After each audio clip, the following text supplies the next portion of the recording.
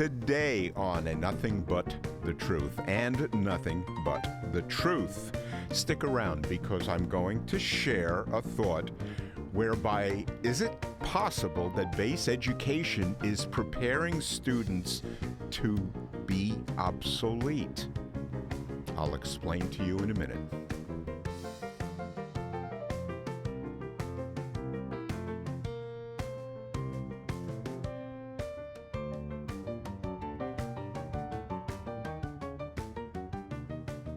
Welcome, and thank you very much for viewing this episode.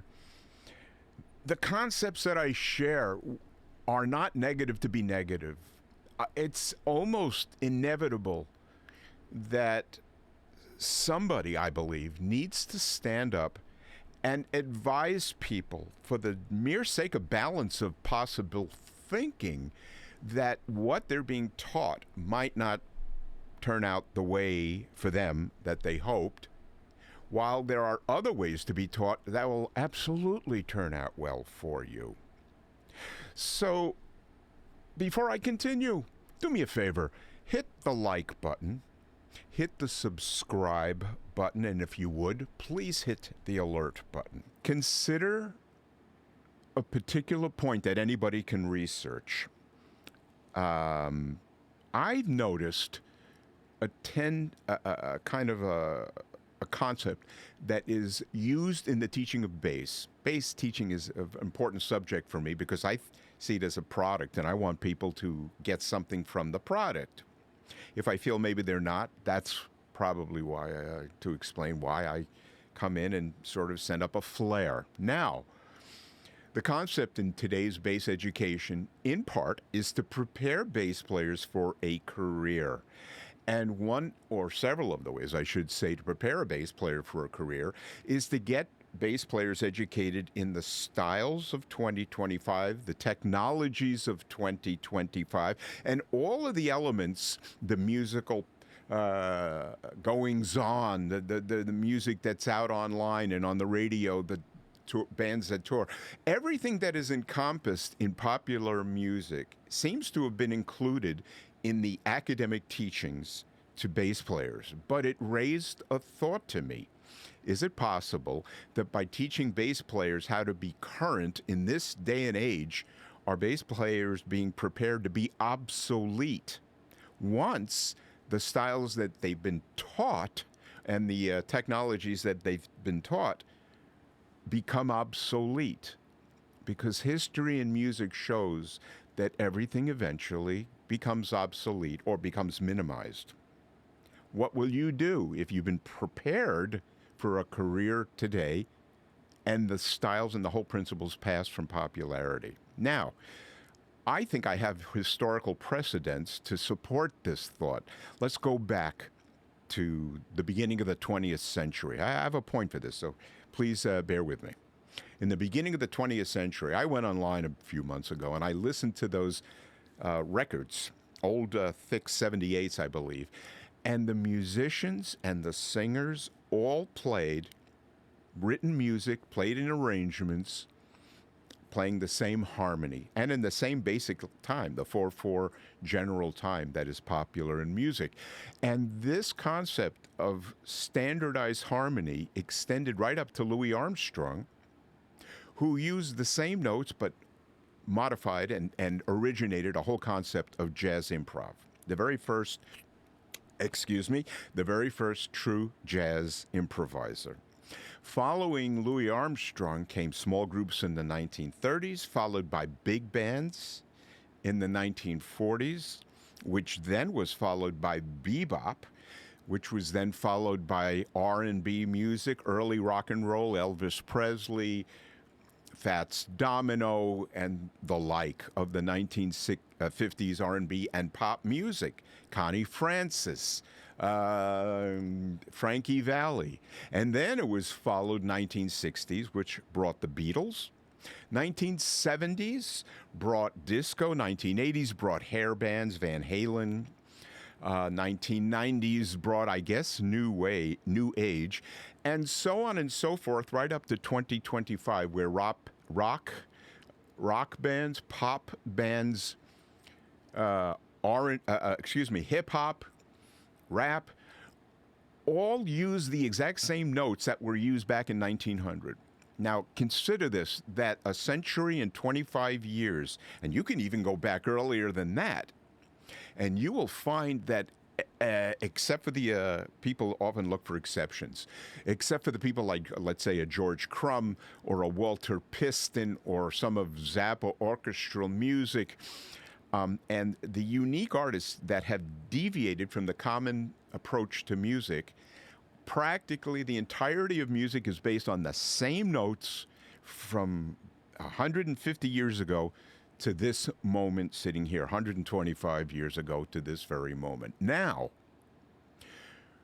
the reason that musicians were prepared to have a career was because they were self-taught. That is, they stayed at home and learned themselves or listened to records, developed their ear, played with people, or they were taught written music. Now, when you invest to go to a school or to teachers, their obligation is to teach you the language of music and nothing else, in my opinion. If you are taught the language of music, the very same notes that happened in 1901 to right up to the most recent hip-hop record where there is a standardized harmony, a standardized bass element, it is the preparation by music that will get everybody that seeks a career, because that's why people usually go to schools and such. If you want a career, when you are capable in the musical content, when the styles change, you'll be perfectly able to change with them. You'll be capable to buy the right pedals or the right, you know what I mean, recording equipment, and adapt to the styles that are coming. They're not here yet, but they are coming.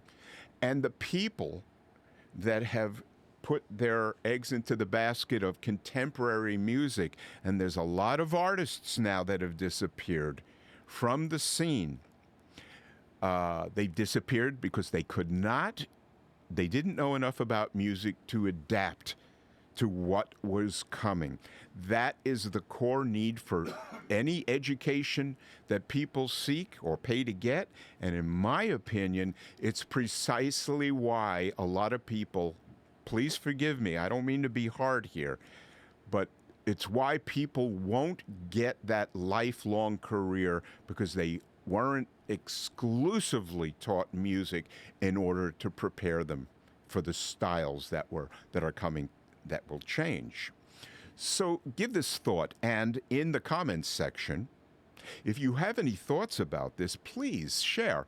We'll read them the next episode, and I want to hear from people your thoughts and opinions about this.